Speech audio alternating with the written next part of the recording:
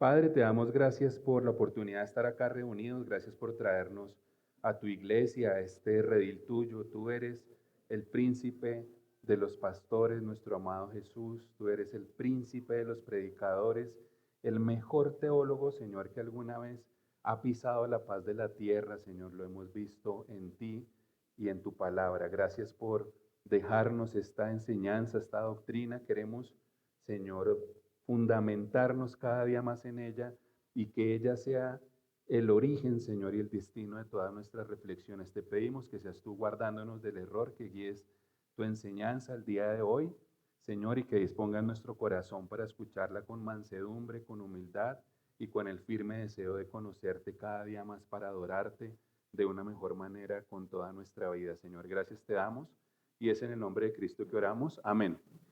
Hermanos, muy buenos días. Hoy, como les comenté, vamos a tocar un tema que nos va a tomar toda la sesión y vamos a hablar del tema del aborto en nuestras clases de moral y ética cristiana. Recuerden que una de las premisas aquí es vivir en integridad, cómo podemos nosotros tomar la palabra del Señor para aplicarla en nuestras vidas. Y quisiera hacer énfasis en algo que vimos hace una semana, y es cómo nosotros teníamos, ¿se acuerdan? Este tema de las 8 pruebas o las 8 preguntas. De hecho, alguien me comentó algo sobre esto. Y lo que voy a hacer es que quiero, déjenme alguna cosa acá espérenme un momento. Ahí se ve bien, pero espérenme un segundo. Que lo que voy a hacer es extender la pantalla para poder ver la presentación desde este lado.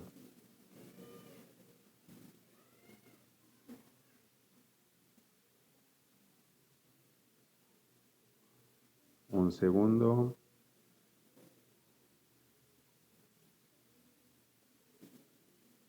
Listo.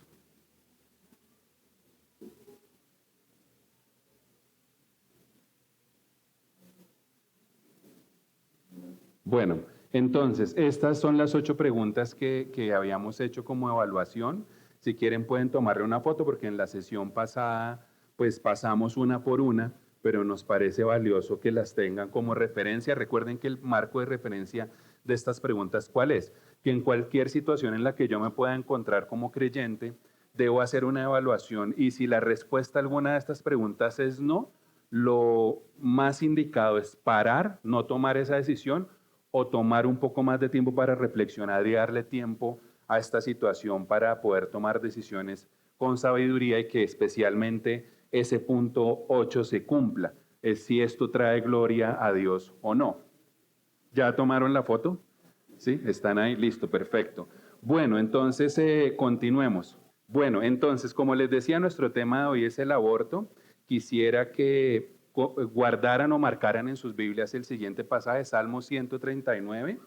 Salmo 139, del pasaje 13 al 16. Salmo 139, 13 al 16. No lo vamos a leer todavía, pero vamos a tenerlo ahí muy en cuenta, ¿verdad? Entonces, ¿qué dice Éxodo 21, 22 al 24? Se lo voy a leer desde acá.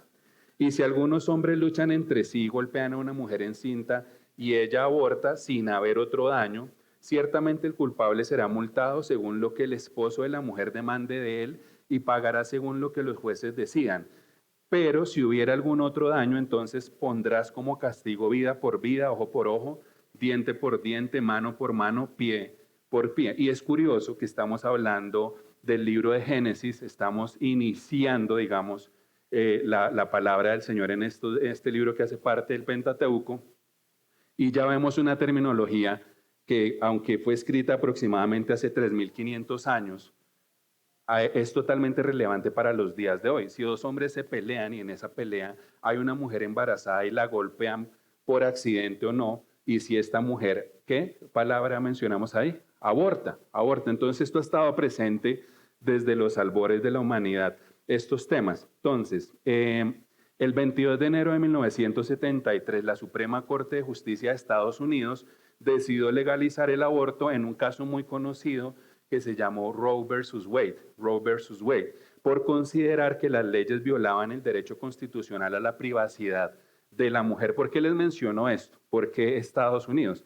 Sabemos que Estados Unidos es una nación ¿de qué? De primer mundo. Tenemos países en vía de desarrollo y tenemos países ¿de qué? De tercer mundo como Colombia. Pero generalmente lo que está sucediendo es que todo lo que sucede en estos países de primer mundo se replica hacia abajo. Y de hecho, si lo recuerdan, en el 2022 acá en Colombia, finalmente se aprobó y se legalizó el aborto. Y no como en los países en otros países del mundo, aquí fueron mucho más allá, en los países más progresistas, las semanas entre las cuales, hasta las cuales el aborto es legal, es hasta las 10 o 12 semanas. Aquí en Colombia se estimó que era hasta las 24 semanas. Y esto tiene una connotación, 24 semanas, una connotación legal, moral y ética importante. ¿Qué sucede en Estados Unidos? No es una mera coincidencia que la legalización del aborto en Estados Unidos ocurrió en la misma década en que se aprueba el uso de algo que es llamado píldora anticonceptiva. No vamos a ver hoy métodos anticonceptivos, pero esto está totalmente ligado. Ambas decisiones contribuyeron con la revolución sexual y la aceleraron de hecho, pues daba a las mujeres la oportunidad de tener relaciones sexuales sin quedar ¿qué? Embarazadas, así como la posibilidad de practicarse un aborto en caso de que quedaran embarazadas debido principalmente a este tema de la revolución sexual. ¿Recuerdan? No lo tengo acá apuntado, pero en el año 69 en Estados Unidos hubo un festival que se llamó Woodstock y era una cosa como que free love y hacer el amor y no la guerra, y eso fue una locura. Si encuentran videos, de hecho, orgías, temas de eso, o sea, eso fue el desenfreno total. Y de hecho es lo que marca la decadencia moral en la que entra no solamente Estados Unidos, el primer país, una superpotencia, sino todo el mundo en general. Y miren, indiscutiblemente, esto no ha sido nada bueno para la raza humana, porque esto ha llevado irremediablemente a liberalizar las relaciones sexuales y desvalorizar la vida humana que lleva plasmada ¿qué? La imagen de Dios, la imagen de Dios. ¿Recuerdan que lo hemos visto? Esto marca totalmente la manera como nosotros iniciamos o terminamos cualquier estudio que tenga que ver con la moral o la ética de la vida humana. En Génesis 1:27, bueno, les hago un comentario. Recuerden, muchos deben haber visto esta imagen. De hecho, en la actualidad, lo que sucede en la Capilla Sixtina, aquí no se alcanza a notar, es que ese pequeño espacio que ven entre esa última falange del dedo de Adán y aparentemente el dedo de Dios, se generó una fractura. Hay una fractura y es interesante porque en un sentido metafórico representa la división o la ruptura que hay entre Dios y el hombre debido a la condición del hombre. Génesis 1:27, este pasaje tiene que estar siempre en nuestra mente. Estos de esos pasajes que uno siempre tiene que tener presentes. Dice, creó pues Dios al hombre, imagen suya, imagen de Dios, lo creó, varón y hembra, lo creó. Este simple pasaje bíblico es un argumento totalmente rotundo en contra, primero, del valor de la vida del ser humano, si hay lugar a ello, a que se dude del valor de la vida del ser humano, de la concepción del ser humano, de quién hace el ser humano, quién lo hizo, ¿sí? Y el tema inclusive puede extenderse a los temas de género, ¿sí? Que tanto están en boga hoy en día. Entonces, miren, ese mismo día, como les comentaba que la Suprema Corte de Justicia aprobó el aborto, decidió en otro caso, Doe versus Bolton, que el aborto era permisible siempre y cuando la salud de la madre estuviera en ¿qué? En peligro. Y uno diría, esto está interesante, tiene mucha lógica y mucho sentido.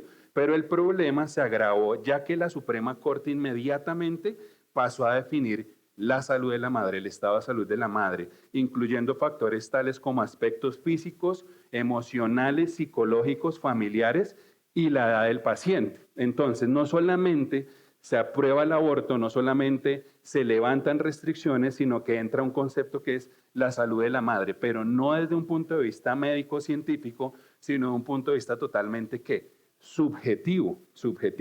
Miren, esto abrió la puerta para llevar a cabo abortos en toda mujer cuyo médico dijera que la salud de su paciente estaba comprometida por cualquier causa y no simplemente por aquellas que amenazaban su vida. Desde entonces se han practicado millones de abortos bajo el calificativo amenaza a la salud de la madre, ¿sí? cuando en realidad la vida de esa mujer nunca estuvo, o de esas mujeres nunca estuvo en peligro. Una mujer puede llegar y decir, es que si yo tengo este niño, mi afectación psicológica va a ser tan grave que yo creo que cuando lo tenga me voy a suicidar. Y entonces el médico de una vez determina, aquí hay un alto grado de suicidio en la mujer, entonces tenemos que detener el aborto a como dé lugar, ¿cierto? Entonces, esa aprobación del aborto en circunstancias donde la salud de la madre pudiera estar en peligro es un término muy amplio, muy ambiguo y que se presta para un abuso es de muy fácil abuso, es muy fácil abusar de estos términos. Por consiguiente, ese concepto se ha usado y manipulado a discreción de las personas para justificar lo que de otra manera sería totalmente injustificable. Y una interesante pregunta que podemos hacernos es la siguiente. Si tenemos claro esto, ¿cómo se logra convencer a una sociedad que no está lista para aprobar el aborto, ¿sí? Y que necesita legalizarlo? ¿Cómo se logra convencer a una sociedad que no está lista para aprobar el aborto de que necesita legalizarlo? Ese es el punto, ¿cierto? Y aquí sucede algo muy interesante y es que entra un término que es la mercadotecnia o la mercadología. Y entonces dicen, bueno, vamos a tratar de volver esto masivo, vamos a cambiar la percepción de las personas, pero no lo vamos a llamar proaborto, porque eso suena fuerte. El aborto de todas formas es una palabra fuerte. Y entonces, desde la mercadología, surge un término que es mucho más digerible y mucho más vendible, por así decirlo, y es este: pro-choice o pro-elección. ¿Lo han escuchado antes? Pro-choice o pro-elección. Mire, venderle la idea entonces del aborto se hizo muy fácil, pues no hay nada más civilizado que la posibilidad de que cada persona ejerza su libertad y escoja así que su propio camino, ¿sí? ¿Han escuchado esta otra frase, mi cuerpo, mi qué? Mi decisión, mi cuerpo, mi decisión? Todo esto tiene raíz en este momento. Esto lo estamos hablando en los años 70. Miren, el problema de esto es que en las encuestas hay un gran porcentaje de personas creyentes que dicen que no están a favor del aborto, ¿sí? Pero que sí están a favor de ¿qué? De la proelección. Y el objetivo que tenemos realmente con esta clase, esta lección que tenemos hoy, esta enseñanza, es que si alguno de nosotros está en esa área gris de la proelección, cambie totalmente y pase al lado de ¿qué? Pro vida, pro vida. Eso es lo que debemos apoyar nosotros como creyentes, ¿sí? Y de todas formas, esto es un reflejo del necio corazón humano al intentar justificar acciones totalmente ¿qué? Pecaminosas y perversas. Ahora, ¿qué produce la mente reprobada? ¿Sí? Esto básicamente es producto de esa situación y esto es lo que produce una mente ¿qué? Ya les adelanté la respuesta. Reprobada. Miren lo que dice, bueno, aquí en el slide ven una persona como al borde de un abismo desesperada, ¿no? Una mente que no piensa correctamente. De hecho, en el original, en el griego, esa palabra está muy relacionada con algo que es cauterizar, cauterizada, una mente que está totalmente cerrada, que no tiene capacidad de pensar, que es inútil para producir pensamientos lógicos y mucho menos piadosos. ¿Ante quién? Ante Dios mismo. Miren lo que dice Romanos 1:28. Pero antes, búsquenlo en sus Biblias, búsquenlo ahí. Entonces dice, y como ellos no tuvieron a bien reconocer a Dios, Dios lo entregó a una mente ¿qué? Dios los entregó a una mente depravada para que hicieran las cosas que no convienen. Y esto es algo que debemos evaluar un poco a mayor profundidad. Satanás sabe muy bien que más útil que introducir una mentira es manipular ¿qué? La verdad, la verdad. Miren lo que sucede en Génesis 3:1 es con que Dios dijo, con que Dios dijo. Esto es una sutil manipulación de la verdad que Dios nos ha dado. Ahora, no debería sorprendernos que las encuestas usadas para aprobar el aborto fueron totalmente manipuladas, tal como confesó el doctor Bernard Nathanson. Dice, es un exabortista, no sé si ya lo habían escuchado. Este doctor dice que originalmente esas encuestas fueron totalmente tergiversadas, ¿sí? Fueron adaptadas, no se le entregó al público en general la verdad de lo que las encuestas mostraban. ¿Y por qué menciono a este hombre Bernard Nathanson? Porque fue conocido originalmente como el rey del aborto, el rey del aborto. Tremendo de tener ese título, ¿cierto? El rey del aborto, ¿sí? Entonces, ¿qué sucede acá? Este afamado ginecólogo obstetra abandonó la práctica de los abortos después de haber sido responsable de unos 75,000 abortos realizados en su clínica en Nueva York. Su cambio de opinión ocurrió cuando en un momento dado, mientras hacía o practicaba un aborto, tomó el brazo de un feto con una pinza y vio cómo éste fruncía la cara de dolor. ¿Por qué fue posible que viera esto y qué fue lo que produjo el cambio en este hombre? En los años 70 hay un avance a nivel tecnológico y es el tema de la ecografía.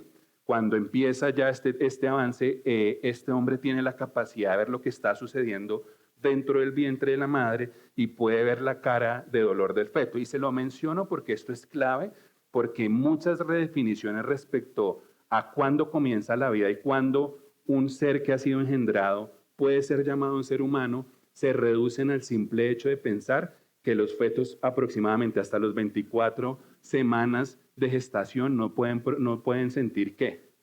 Dolor. Y esto, como vamos a ver, es totalmente falso. Cuando este hombre tiene esta capacidad, este acceso de ver estas cosas, pues no les digo qué pasa después con él. Cierra la clínica de abortos, se vuelve provida y posteriormente creyente.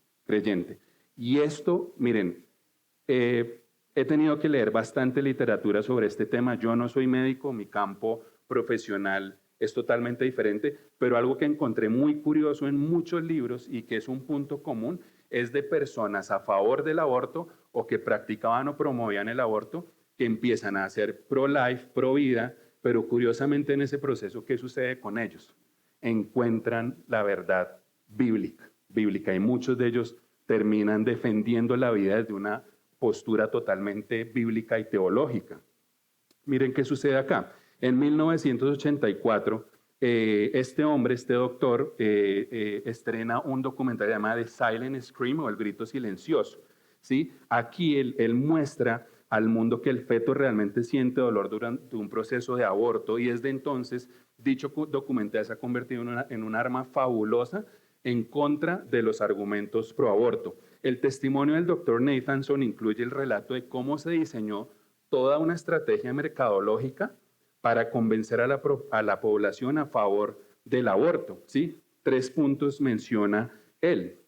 Vamos a ver, esa manipulación de la verdad que les comentaba, se manipula la verdad, no es solamente, como les digo, introducir mentiras, que probablemente es muy fácil identificarlas, pero es manipular lo que se establece como ¿qué? Como verdad, ¿sí? Las estrategias de mercado que se usan en este punto son las siguientes. Si él identifica esto, suceden 3 cosas aquí. Y él dice, hay 3 cosas que se implementan para cambiar la percepción y la mentalidad de las personas respecto al aborto y el valor de la vida y del ser humano. Miren, lo primero es lo siguiente, convencer a la prensa de que el aborto es una idea o era una idea ¿qué? Sofisticada y liberal, ¿sí? El segundo punto es encontrar personas que dijeran que estaban a favor del aborto en su momento, siendo católicas, o entre comillas, ¿qué? Creyentes. Cuando usted encuentra aparentemente personas que dicen que son creyentes y apoyan el aborto. Y tercero, suprimir toda verdad científica de que la vida comienza en el momento de ¿qué? De la concepción.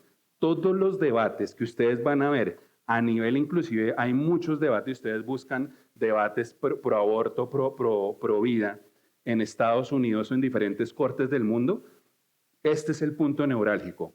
¿Cuándo inicia la vida? ¿Cuándo podemos considerar que un ser humano es un qué?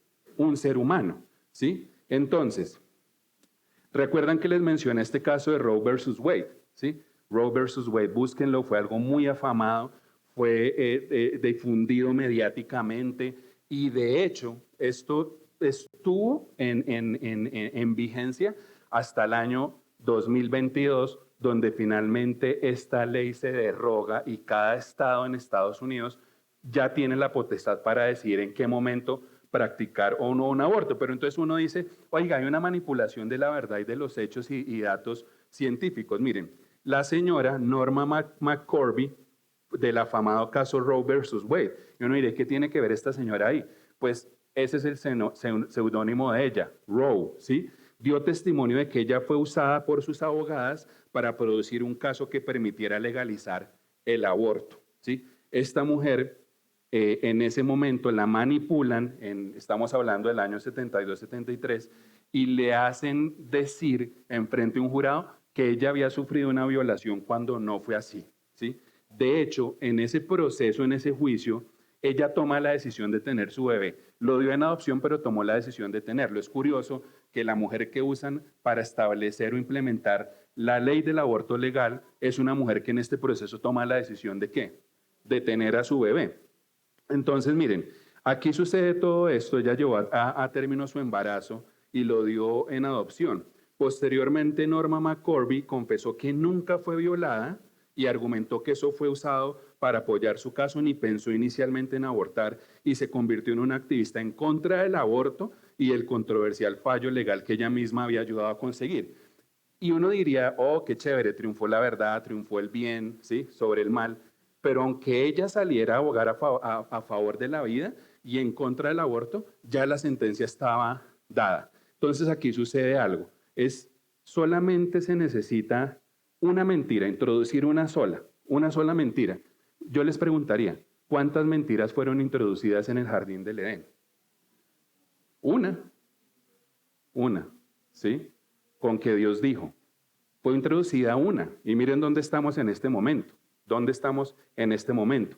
Ahora es importante que veamos algunas estadísticas que realmente son alarmantes respecto al aborto. Este es un cuadro, si ven ahí este mapa, nos muestra a datos del 27 de enero del 2025 el estatus legal del aborto. Les mencionaba porque uno consideraría que Estados Unidos es el país abanderado y sucede que hay un cambio de gobierno, ¿sí? Recuerdan, hay un cambio de gobierno hace unos pocos años en Estados Unidos y vuelve otra vez a tomar fuerza el tema que pro vida. Pero es curioso que, como vamos a ver ahora, los partidos políticos y los gobiernos están totalmente polarizados respecto a sus posiciones respecto al tema del aborto. Y miren acá, de hecho ustedes lo ven, en verde van a ver los países donde en rojo está prohibido, solo permitido para salvar la vida de la mujer, en naranja está permitido por motivos de salud, en este rojo con rayitas dice la ley puede variar a nivel subnacional, es decir, cada estado toma la decisión de manera independiente. En amarillo está permitido por motivos socioeconómicos. Curiosamente, la India, ustedes saben que la India tiene un sistema de ¿qué? De castas. ¿Sí? Esto hace que afecte totalmente la forma como ven y valoran la vida humana. Y en verde está permitido sin restricción de causa. Tremendo. ¿Y ven en Latinoamérica qué país pequeñito está en verde? Colombia está ahí. Se considera que en el mundo se practican alrededor de 40-50 millones de abortos por año. ¿Qué quiere decir esto? 125,000 abortos por día. Según estas estadísticas, el 22% de los embarazos en Estados Unidos terminan en aborto. O sea, 1 de cada 5 terminan en aborto. Es decir, que esos abortos, el 90% ocurre durante las primeras 12 semanas o 3 meses de embarazo. Entonces, de estos abortos, el 90% ocurre durante las primeras 12 semanas o 3 meses. Y va a ser curioso porque las causas aparentemente científicas y médicas para justificar un aborto antes de la semana 24 se van a dar cuenta que han sido totalmente torcidas y manipuladas.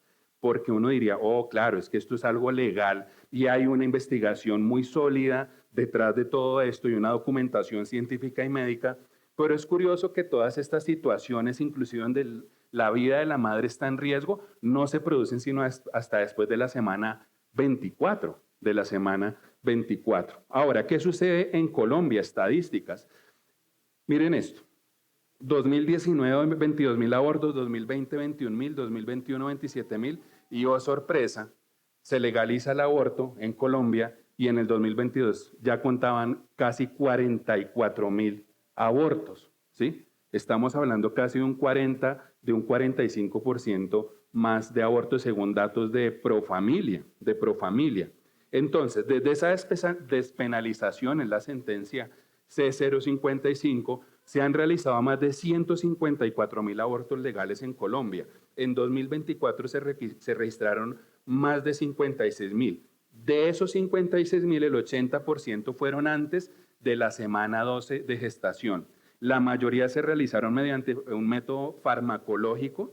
Solo el 1.2% fueron después de la semana 24 bajo las 3 causales permitidas, que son ¿cuáles? Violación, malformación fetal grave o riesgo para la vida de la madre.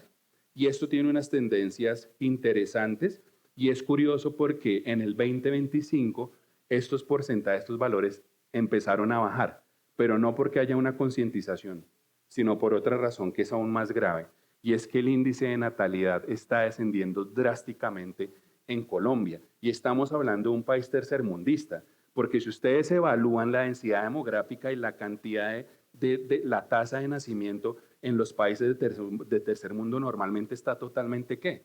Disparada. Nosotros no somos un país de primer mundo, no somos un país en vía de desarrollo. Y esto está haciendo que un índice que es muy grave, que es un índice que es del 2.2% de nacimientos, en el cual se tiene que superar la tasa de mortandad, se está reduciendo. Y si ese esquema continúa, no hay mucha posibilidad para que la raza humana siga existiendo y sea sostenible preservar la raza como a los humanos en el planeta Tierra. Básicamente esto es lo que está sucediendo. Entonces, casos que deben ser evaluados, ¿sí? Porque uno diría, listo, eso como que está claro y no es tan complejo evaluar estas situaciones. Dicen, la anterior información es importante porque muchos han querido justificar la legalización del aborto en los casos en que la vida de la madre está en peligro y se habla de que podría practicarse un aborto en casos de preeclampsia, ¿sí? Después de la semana 20 de gestación, eclampsia que generalmente se manifiesta en los meses finales del aborto o ya del embarazo, ya cuando la mamá ha dado a luz o embarazos ectópicos que no se producen dentro del útero, ¿sí? Sin embargo, en el tiempo en que se efectúan la gran mayoría de los abortos, que es en las primeras 12 semanas, no ocurren casos ni de eclampsia o preeclampsia, ya que estas son condiciones típicas de la segunda mitad de la gestación, que es del 5º mes en adelante, de acuerdo con las mejores fuentes de obstetricia y ginecología. O sea, no lo digo yo,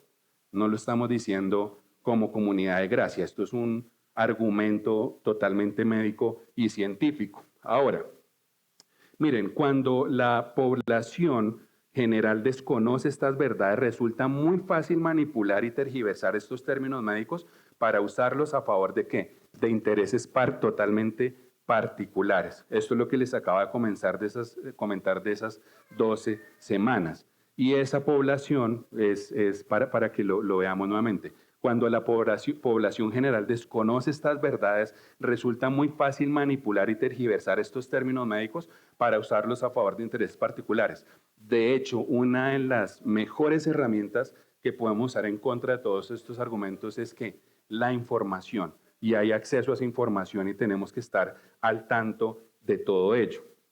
Entonces, Bernard Nathanson, en referencia a su anterior trabajo como médico abortista y activista de los derechos de aborto, escribió en su autobiografía de 1996, se lo recomiendo, le pegué como una leída por encima, publica un libro que se llama The Hand of God, La mano de Dios, y dice lo siguiente: yo soy uno de los que ayudaron a marcar el comienzo de esta era de barbarie. Entonces, estamos hablando ya de un hombre creyente que está advirtiendo al mundo de lo que está sucediendo y de lo que se está legalizando en el mundo. Y él mismo desarrolló lo que él llama la teoría del vector de la vida. Y esta teoría establece lo siguiente: a partir del momento de la concepción existe una fuerza autodirigida de vida que, si no se interrumpe, dará lugar al nacimiento de un bebé humano. Entonces aquí viene el tema del debate filosófico: ¿es un ser humano en acto o en potencia? Van a haber argumentos a favor y en contra de las dos condiciones o de las dos situaciones. Miren, por otro lado, los que abogan por la legalización del aborto hablan de la necesidad del aborto aduciendo a situaciones extremas como el caso de una violación sexual, ¿sí? Sin embargo, las estadísticas mundiales revelan que el porcentaje de abortos que ocurren como causa de violaciones representa menos de, pongámosle un porcentaje. ¿Quién da? ¿Quién da más por ahí? ¿2? Uy. ¿2? ¿Más? ¿Quién da más? 10 por ahí escuché. Menos de un 1%. Menos de un 1%. Pero es curioso que en todas estas manifestaciones y estas marchas usted ve que en contra, que el aborto, que la violación y todo el tema, que no es un tema que debe ser desestimado, claro está, pero que si lo miramos en el porcentaje de situaciones, un 1% realmente es un valor que podamos tomar como algo real para tomar una decisión de hacer una ley a favor del aborto. Entonces uno se quedaría pensando como que o manipularon la verdad en algún momento o realmente no se está viendo la verdadera problemática de este asunto. Miren, además, aprobar el aborto en esos casos, abriría la puerta, en el caso de la violación, miren, para que cualquier mujer que tenga un embarazo no planificado pueda alegar que ese embarazo es fruto de una violación sexual para poder así justificar la práctica de ¿qué? Del aborto.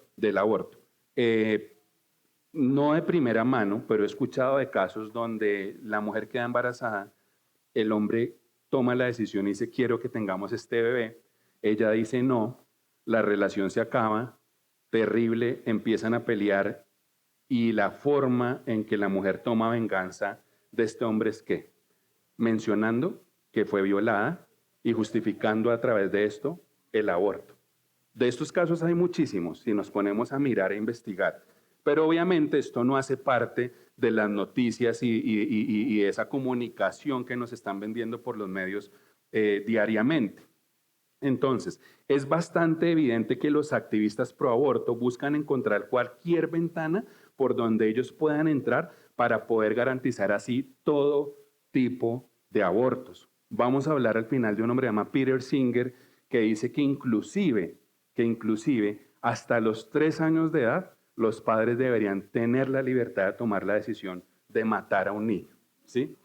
¿Sí? Esto es cierto. O sea, Peter Singer está determinado como un filósofo súper laureado, académico, pensador, y todo esto lo están comprando. Esto se está vendiendo, una afirmación de este tipo. Bueno, otros casos que deben ser evaluados, ¿sí? Porque no podemos quedarnos solo ahí. Otro caso extremo que se utiliza para justificar la despenalización o legalización del aborto es cuando la mujer embarazada padece de cáncer, sobre todo de cáncer uterino, y su vida corre peligro. El pastor y médico internista, ¿saben? Miguel Núñez, todos sabían que aparte de ser un muy buen pastor, es un médico internista y epidemiólogo. Dice lo siguiente, es importante recordar que un feto puede ser potencialmente viable a partir de las 22 semanas. De hecho, hay casos en Estados Unidos y hay casos documentados de bebés que han nacido con 21 semanas y obviamente entran a una incubadora y por medios tecnológicos y médicos preservan la vida del niño, pero estos niños han podido salir adelante. Miren, si se hace un aborto en esa etapa para tratar a la madre que padece de cáncer, eso implicaría que el feto sería succionado, destruido y depositado como desecho. Pero pasado el primer trimestre del embarazo podría realizarse muchos de los tratamientos para el cáncer. Es curioso, esto es médico. Si pasado el primer trimestre del embarazo, aun si la mamá tiene cáncer, muchos de estos tratamientos pueden realizarse sin que esto implique un riesgo para el bebé en gestación. Miren, de hecho es posible interrumpir un embarazo a partir de las 22 semanas para tratar a la madre que padece ese cáncer sin tener que esperar a las 40 semanas, porque puede ser que el cáncer en la madre avance de una manera en la cual ya sea algo irreversible y no tratable cuando el bebé nazca. Mire, si hacen eso, ¿qué hacen? Sacan al bebé, lo colocan inmediatamente en una incubadora para luchar por su vida. Ahora bien, somos conscientes de que muchos de estos niños quizás no sobrevivan, pero al actuar de esa manera le estamos diciendo al resto del mundo algo muy importante. Miren, como cristianos consideramos al bebé no nacido, aún a pesar de su corta edad, como una vida humana digna de salvar, y eso honra a Dios y le otorga valor ¿a qué? A la vida humana. Es que el debate es cómo reversamos la deshumanización de esto. Yo les digo, estos días he estado leyendo, viendo imágenes, hay unas cosas que son de verdad como que lo ponen a uno mal, o sea, lo entristecen a uno demasiado y uno dice, Dios mío, estamos en pleno siglo XXI y estamos debatiendo si es ético o no salvar una vida humana. Miren qué sucede acá. En los casos donde se habla de nacimiento prematuro y no de aborto, la idea no es quitarle la vida al feto, sino preservarla junto con la de la madre. Si a pesar de todos los esfuerzos el bebé no sobrevive, podemos descansar en que Dios determinó que así fuera, ¿cierto? Acá hay un testimonio muy lindo. Esta semana me enteré que ustedes saben que hubo una conferencia en Cali y allá sucedió algo. Una pareja quedaron en embarazo esperando un bebé y a las 14 semanas la médico, la ginecobstetra, le dice a los papás lo siguiente: miren, el bebé está desarrollando una condición en la cual no va a desarrollar sus riñones y la probabilidad de que él muera es casi el 100% después del nacimiento. Miren lo que sucede acá, porque este detalle no me lo sabía ahorita que lo volví a preguntar. En ese momento, la médico le dice al esposo: se tiene que salir porque necesito hablar con su esposa. Y la instrucción inmediata es: tú tienes que abortar ese bebé, abortar ese bebé. Entonces ella le dice: espere un momento, espere un momento. Primero vamos a hablarlo con el Señor y segundo tengo que hablarlo con mi esposo. O sea, esta decisión no la tomo yo sola. Ahí está, no hay necesidad de afirmar que esa médico ginecobstetra que supuestamente se ha especializado tantos años para salvar vidas estaba a favor de abortar a ese niño, ¿cierto? ¿Qué sucede con esto? Ellos toman la decisión de seguir adelante con el embarazo, no representaba un riesgo para la madre, el bebé nace y efectivamente dentro de la siguiente hora, 2 horas, el bebé muere, pero queda una tranquilidad y es saber que quién tomó la vida de este niño. Dios mismo toma la vida del niño. Aquí hay un debate muy fuerte, y es cuándo comienza la vida. Miren, todos los argumentos giran en torno a este punto. Es cuándo podemos determinar que comienza la vida. Algo que les quería comentar es de una persona que se llama Abby Johnson, trabajó en Planned Parenthood, que es como nuestro Profamilia allá en Estados Unidos. Lo que pasa es que tienen miles de millones de dólares, y fue exdirectora de una clínica en Bryan, Texas. En 2009 afirma haber presenciado un aborto guiado por ultrasonido que la impactó profundamente, viendo al feto luchar. ¿Por qué? Por su vida. Renunció poco después y se unió al movimiento Coalición por la Vida, y hoy conocido como 40 días para la vida. ¿Saben qué es 40 días para la vida? Van a lugares de clínicas de abortos y le dicen a la mamá que espere, que espere. Miren, no más esa decisión de decirle a una mujer que espere, que tome esa decisión con tranquilidad, salva aproximadamente el 90% de las vidas o de las decisiones en ese momento. Esperar, ¿sí? Mire, otra mujer, Patty Giving, es una médica estadounidense especializada en ginecología y obstetricia que trabajó también como abortista en Planned Parenthood en Dakota del Sur. Su historia es notable por una transformación profunda. Pasó de practicar abortos a convertirse en una activista provida, motivada por convicciones éticas y espirituales. Miren, ella va a mencionar algo que vamos a ver ahorita en un momento y de lo cual no se habla. Ha declarado que muchas mujeres sufren consecuencias no solo físicas, sino psicológicas tras un aborto, incluyendo depresión y riesgo de suicidio. Su testimonio incluye reflexiones sobre cómo evitaba pensar ella, miren lo que hacía antes para los abortos, cómo evitaba pensar en el feto como un ser humano para no enfrentar el dilema moral de estar matando una vida. Estar matando una vida. ¿Les parece curioso? Yo podría arriesgarme a decir que si no es el 100%, el 99% de las personas que están a favor del aborto no son personas creyentes y que muchas de estas personas son ateos declarados. ¿Eso les parece una coincidencia o tiene alguna relación directa? Porque es curioso que muchos de estos médicos que han practicado esto pasan finalmente a defender la vida y finalmente a reconocer al dador de ¿qué?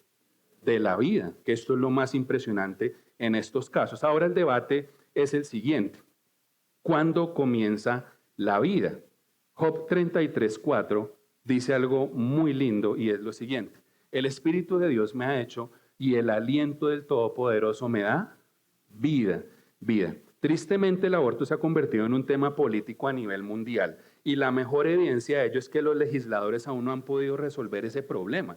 Siguen los problemas y las situaciones. Usted puede llevarlo a la Corte Internacional de La Haya y allá no lo van a resolver finalmente. En el fondo, lo que muchos buscan es lograr abrir ventanas para que puedan practicarse todo tipo de abortos bajo ciertas categorías que pueden ser fácilmente manipuladas.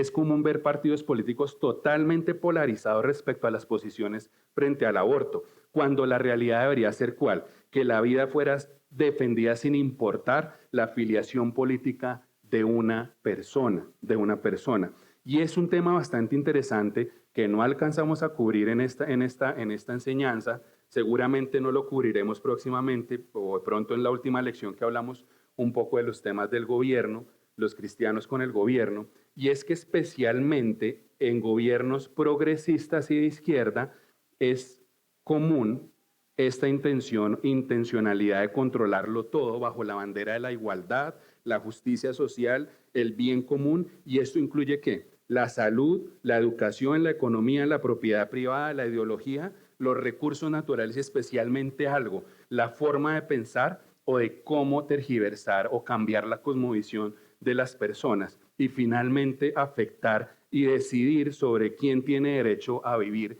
y quién tiene derecho a morir dignamente. ¿Se acuerdan que hablábamos un poco del tema de la eutanasia, que no hay tal cosa como una muerte digna cuando el hombre interviene en esto? Y es que la penosa realidad en muchos países latinoamericanos como Colombia, donde la legalización, y esta es una realidad, donde la legalización del aborto se ha vuelto un tema político populista bajo la bandera de algo que se llama ¿qué? Progresismo. ¿Han escuchado el concepto del progresismo? Solo cuando entendemos la vida como Dios y la biología misma la ven, podemos dejar la política a un lado y ponernos de acuerdo, podemos ponernos de acuerdo. Y en cuanto a la biología se refiere, esto es muy importante, porque esto no es una concepción teológica, ni siquiera filosófica o metafísica, es biología. En cuanto a la biología se refiere, si algo tiene metabolismo, si crece y se multiplica, ese algo tiene ¿qué? Vida por definición. Entonces, esto no es un argumento, como les digo, metafísico, filosófico, ¿sí? Teológico, es biología, es pura biología, ¿cierto? Ya hemos mencionado que el feto reúne estas características. Ahora bien, de otra manera de saber si el feto tiene o no vida es aplicando criterios establecidos para determinar si un paciente aún está con vida a la hora de proceder a desconectarlo de un respirador ¿qué? Artificial. Este concepto de que si una persona está viva o muerta ha ido cambiando con la tecnología, especialmente en el campo médico. Antes se consideraba que una persona estaba muerta si su corazón se detenía. Pero ahora resulta que las cirugías de corazón abierto efectivamente detienen el corazón y hacen un bypass y empieza un corazón artificial a bombear sangre y ahí el corazón definitivamente no se está moviendo, pero la persona está viva. Pero posteriormente, a medida que se fue avanzando, se entró en un campo del tema de medir los impulsos eléctricos en el cerebro, ¿sí? Entonces ahora hay un término que se llama muerte ¿qué? Cerebral. Y ahora viene otro tema importante, es el siguiente. Les muestro el slide de ahora, porque a veces se me retrasa la presentación. Cuando el espermatozoide y el óvulo se encuentran, se forma un nuevo ser humano porque su propia constitución humana y personal está completamente ¿qué? Definida. Esto da lugar a debates muy filosóficos, en el sentido de que la persona no siente, puede generar recuerdos, no los puede generar, puede reaccionar a estímulos, ¿sí? Entonces, miren qué sucede aquí. Permítanme un segundo, quiero mostrar un tema.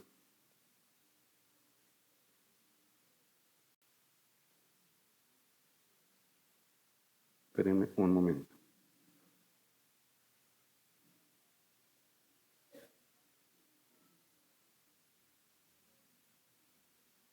Aquí estamos. Perdón. Acá. Listo. La Universidad de Harvard ha definido 132 criterios para determinar la muerte de un paciente, ¿sí? Entre los cuales no los vamos a mencionar los 132, vamos a mencionar solo 4, y es que el paciente sea capaz de responder a estímulos externos dolorosos. El segundo es que el paciente tenga reflejos cuando se lo examina. El tercero es que el paciente presente esfuerzos respiratorios espontáneos. Y el cuarto es que el paciente tenga un EEG con o sin ondas cerebrales, que esto es un encefalograma. Entonces, muchos prefieren no definir la vida humana por conveniencia netamente política y porque no todos los médicos tienen una visión ¿qué? Cristiana, una cosmovisión cristiana. Entonces, aunque hay argumentos médicos, esto es dejado totalmente a un lado. Miren, la Convención Americana de Derechos Humanos ha establecido que toda persona tiene derecho a que se respete su vida y ese derecho debe ser respetado desde el momento, adivinen de qué, del nacimiento, de la concepción. Ellos lo tienen claro.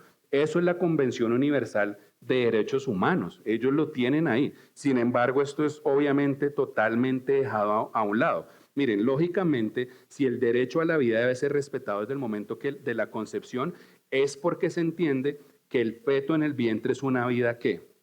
Humana. No obstante, la Organización de las Naciones Unidas está a favor de ¿qué? Del aborto, ¿sí? Entonces, miren, durante la década de los años 70, el doctor Jérôme Lejeune, pediatra y genetista francés, fue conocido por descubrir la relación que existía entre el síndrome de Down y anomalías cromosómicas. Él fue a la Corte Suprema y testificó, ¿sí?, ante Francia, en Estados Unidos, en estas cortes, sobre su perspectiva profesional en cuanto al inicio de la vida, ¿sí? Además, el doctor Jérôme presentó un informe científico ante ese comité, ¿sí? Y él declaró expresamente lo siguiente, aquí está: cuando el espermatozoide y el óvulo se encuentran, se forma un nuevo ser humano porque su propia constitución humana y personal está completamente ¿qué?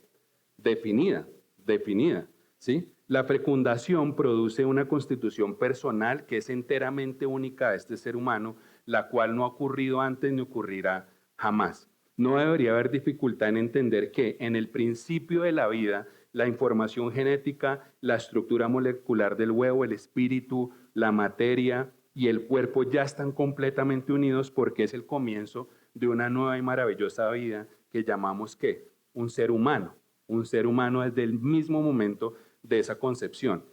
Es interesante porque vamos a ver los temas de control de natalidad y todas estas cosas, y esto va a generar también un conflicto sobre ese tema. ¿Han escuchado el tema de la pastilla anticonceptiva del día después? Eso entra ahí dentro de esos conceptos.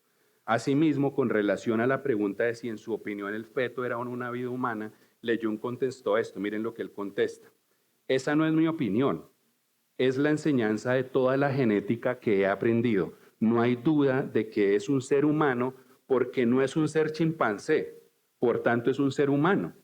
¿Sí? Dice, no es mi opinión, no es una opinión personal subjetiva, es lo que la genética me ha enseñado. Miren, en varios estudios los investigadores hicieron observaciones sobre cuáles son en efecto las principales causas que contribuirán a la mortalidad en la madre, ¿sí? Que pueda ese embarazo producir un riesgo de muerte.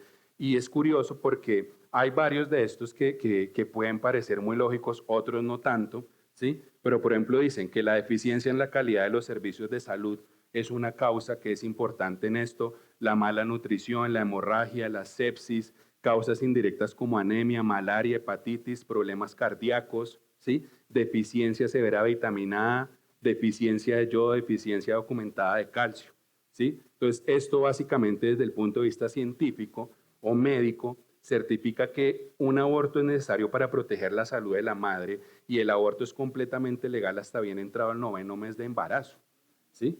9º mes de embarazo, esto es un bebé, o sea, siempre ha sido un bebé, pero no es lo mismo, pensaríamos que no es lo mismo matar un bebé al siguiente día de la concepción con una píldora anticonceptiva que matarlo al 9º mes. Pero a los ojos de Dios, los dos son un asesinato, ¿sí? Y es que eso es lo que buscamos nosotros. O sea, por eso yo les decía que al principio de estas clases de moral y ética, lo que estamos buscando es colocar siempre la palabra primero. ¿Qué dice Dios? ¿Qué dice Dios en su palabra? ¿Sí? Ahora, como explicó el juez de la Corte Suprema, Anthony M. Kennedy, sobre ese caso de Doe versus Bolton, ese caso definió claramente la salud. Miren lo que definió como salud, lo que es saludable. Cualquier cosa que una mujer defina que es, inclusive si no es más que su incomodidad por su embarazo. O sea, si se siente demasiado gorda porque se embarazó, entonces eso es válido para matar al bebé, ¿sí? Si se subió demasiado de peso. Esto es una locura, esto es una locura. Miren, aspectos psicológicos del aborto. Es increíble que hoy muchos sigan afirmando que el aborto no tiene consecuencias psicológicas para la mujer. Esto es otra manipulación de la información y las estadísticas que existen a nivel mundial. Quiero mostrarles, no sé si ven este reloj, ¿sí lo ven? Muy bonito, costó 20,000 pesos. Este reloj está parado a las 11, él está sin batería, está a las 11. Eso quiere decir que es un reloj que no funciona. No me funciona para nada porque solamente está parado a las 11. Pero quiere decir que cuando sean las 11, va a dar la hora exacta, aunque esté dañado completamente. Y eso no hace que el valor tenga un valor en sí, que el reloj tenga un valor en sí mismo. ¿Qué quiere decir esto? Que no importa si dentro de 20 mentiras encontramos una verdad, porque esto está siendo totalmente manipulado para que las personas acepten esto como una verdad, aunque subjetiva, una verdad común a toda una nación, a todo un pueblo y a todo el mundo en general, ¿sí? Entonces, en el tema psicológico, en el aspecto psicológico, sucedió que pasó, en el año 2008 salió a principio de año un caso, cuando una artista muy talentosa se suicidó después de haber abortado unos gemelos. Miren lo que sucedió. Su nombre era Emma Beck y tenía 30 años cuando se quitó la vida. Beck dejó una nota que decía: vivir es un infierno para mí. Nunca debía haberme practicado un aborto. Ahora puedo ver cómo pude haber sido una buena madre. Quisiera estar con mis bebés. Ellos me necesitan. Nadie más me necesita. ¿Sí? Podemos ver cómo esto es algo real y no simplemente un argumento que usamos nosotros los cristianos en contra del aborto. El Colegio Médico de Psiquiatras de Inglaterra analizó varios casos y determinó que para evitar justamente algunos de estos abortos se le debía informar a la mujer que estaba considerando abortar que los hallazgos sugieren que el aborto puede estar asociado con un mayor riesgo de problemas de salud que mental y psicológicos, ¿sí? ¿Recuerdan el tercer punto que les mencionaba de esa estrategia mercadológica, esa estrategia de mercado que se usó para aprobar el aborto, que era cuál? Suprimir toda verdad o evidencia científica de que la vida comienza ¿qué? En el momento de la concepción. Ese fue el tercer punto. De igual manera, los activistas pro aborto buscan suprimir toda evidencia científica de que esos problemas ocurren, de esos problemas colaterales. Es más, hoy en día hay pediatras y psiquiatras que discuten sobre si hay o no un síndrome de posaborto descrito, ¿sí?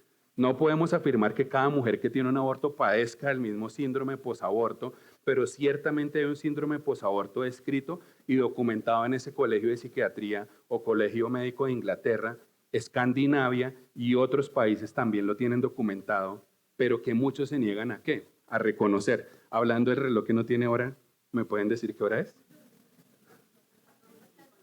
5 minutos, perfecto. Vamos súper bien, súper bien. Quisiera compartirles unos pensamientos interesantes de un hombre que se llama, de este hombre que les mencioné. Aquí está Jerome Lejeune, pero yo creo que los voy a dejar a un lado por un momento, ¿sí? Y quisiera hablarles de algo interesante. ¿Ustedes están viendo algún slide ahí? No, no ven nada, ¿cierto? Y es esto que tengo acá. Espérenme un segundo. Aquí está. Creo que ustedes no lo van a ver. No es necesario que lo vean. Listo. Respecto a este tema de los aspectos psicológicos, del aborto, de todas estas situaciones, quiero leerles una carta que una madre envió al médico que le recomendó abortar porque su bebé, por ejemplo, iba a tener síndrome de Down. Esto es posible identificarlo.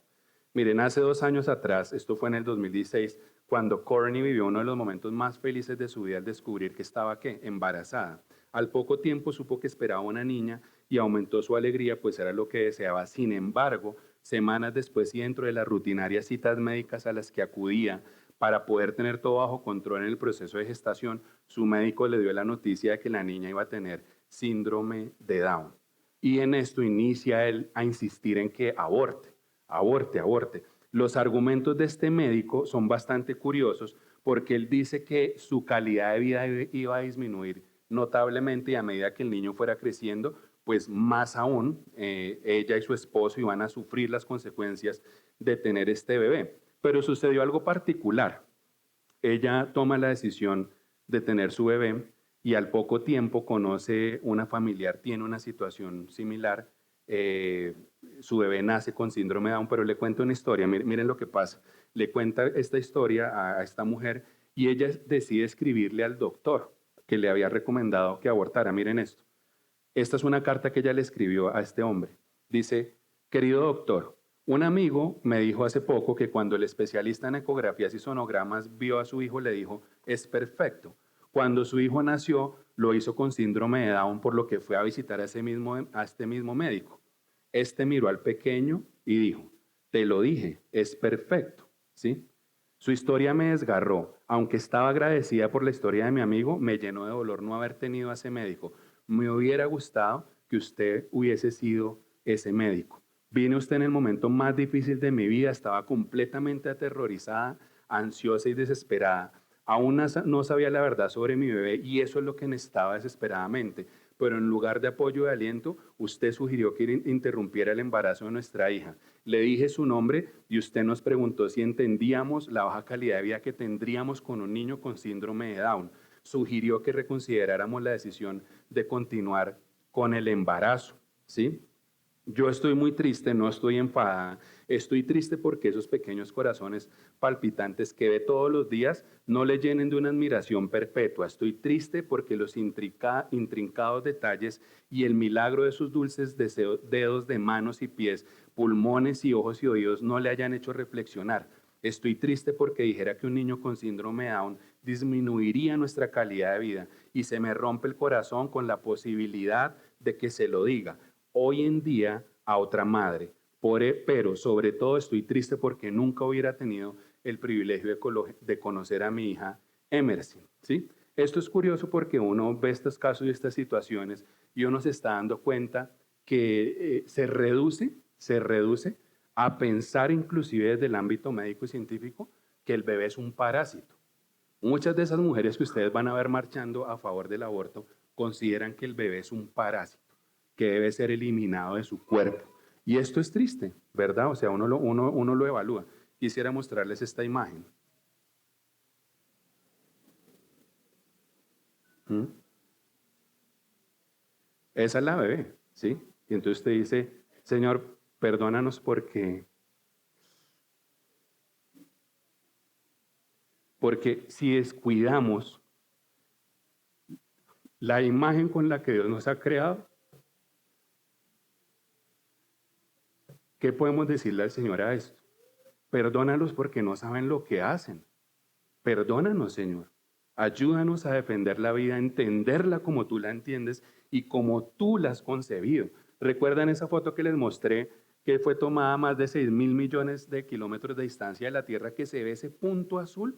Eso lo creó el Señor, ¿sí? Y el objetivo de todo esto es que nosotros entendamos que, sean creyentes o no, todos los seres humanos cargan la imagen de Dios y todos van a tener que darle cuentas al Señor por lo que hacen con la vida que Dios les ha dado.